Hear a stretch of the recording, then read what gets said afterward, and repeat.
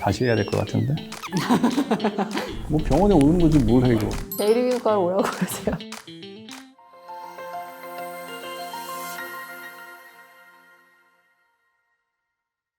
안녕하세요. 제1비누과 김보경 원장입니다. 안녕하세요. 제1이비인후과 현동호 원장입니다. 당신이 궁금한 이비인후과 당궁이 오랜만에 인사를 드리는데요.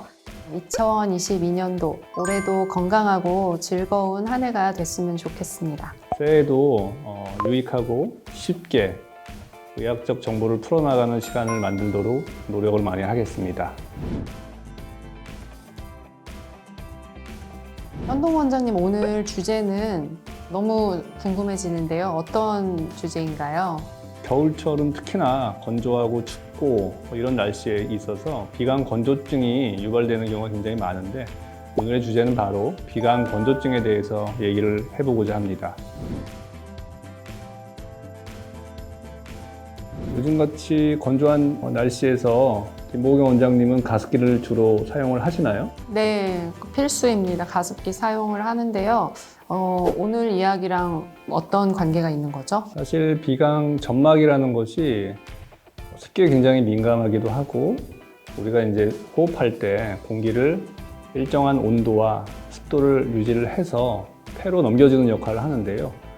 요즘 알다시피 굉장히 창문을 닫고 히터를 많이 사용하게 됩니다. 그리고 차고 건조한 바람이 직접적으로 이제 코에 들어오기도 되는데, 이럴 때 코 점막이 굉장히 건조해지기 때문에 여러 가지 증상이 유발될 수가 있습니다. 어떤 증상들이 있나요? 제일 많은 거는 이제 코가 건조해지면 흔히 말하는 우리가 딱지가 생김으로써 이제 코가 좀 막힌다는 증상들을 많이 호소를 하고요. 막히다 보니까 코에 손이 많이 가는 거죠. 후비기도 하고 면봉으로 이렇게 파기도 하고 비비기도 하는 과정에서 또 염증이 생기기도 합니다. 염증이 생기게 되면 코에 또 원치 않는 통증이 생기기도 합니다. 이처럼 다양한 증상이 생기기 때문에 경우에 따라서는 일상생활에 많은 제약을 초래하기도 합니다.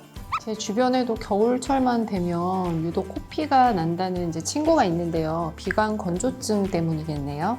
그렇습니다. 겨울철에 특히 이제 코피 환자분들이 꽤 많이 이제 병원을 내원을 하는데요. 우리 코 안의 점막은 굉장히 혈관 분포가 되게 왕성한 편입니다. 특히 이 손마디 하나 정도 들어갈 정도에서 여러 가지 동맥들이 얽혀 있어서 이런 부분을 무심코 이제 후비거나 비비거나 풀면서 압력이 가해지면서 원치 않게 이제 아주 작은 모세혈관이 터지는 경우가 있습니다. 코피가 나면 앞으로 숙이는 게 맞는 건가요? 아니면 고개를 뒤로 젖히는 게 옳은 건가요? 일단 제가 생각하기에는 뒤로 젖혀서는 피가 뒤로 넘어가게 되고, 경우에 따라서는 흡인성 폐렴 아니면 기도로 이제 피가 넘어갈 수 있기 때문에 굉장히 위험한 상황을 초래할 수 있습니다. 코를 앞으로 숙이면서 흘려보내는 게 좀 도움이 되고요.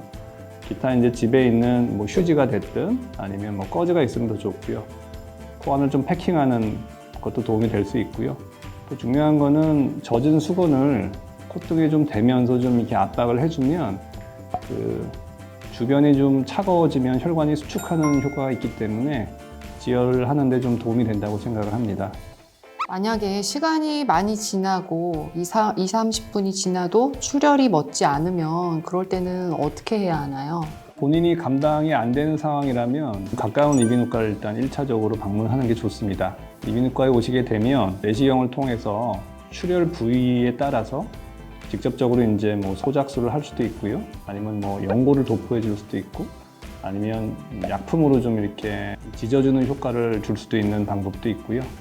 다양한 방법을 동원해서 일단은 1차적인 지혈을 할 수가 있으니까 가까운 이비인후과를 방문할 수 있으면 좋고, 경우에 따라서는 아주 대량 출혈이 유발이 되고 본인이 좀 감당하기 힘들 경우에는 119를 불러서 응급실로 가는 게 좋은 방법이라고 생각을 합니다. 비강 건조증이 단순히 코가 건조해져서 생기는 질병이라면 수분만 유지하면 된다라고 생각하실 것 같은데요. 그렇죠. 일단은 건조하기 때문에 가습기를 좀 틀어놓고 생활하는 것이 이제 1차적으로 필요할 수 있고, 그것만으로는 굉장히 좀 제한적이기 때문에 충분히 또 이제 수분 섭취를 해야 됩니다. 거기도 중요한 거는 이제 주무시기 전에 바셀린은 명봉에 이제 충분히 묻혀서 콧볼에 이렇게 묻혀줍니다. 양쪽에.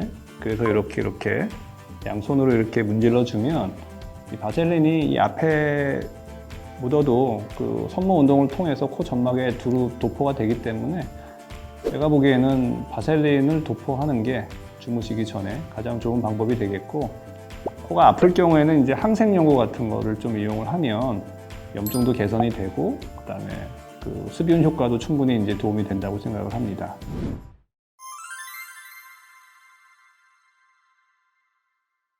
오늘은 현동우 원장님과 비강 건조증에 대해서 이야기를 나눠봤는데요.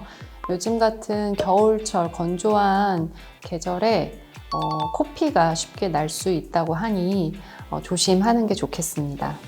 맞습니다. 요즘 같은 겨울철에는 제가 앞서 강조한 것만 잘 주지를 한다면 비강 건조증에서 해방이 될 수 있지 않을까 생각을 합니다.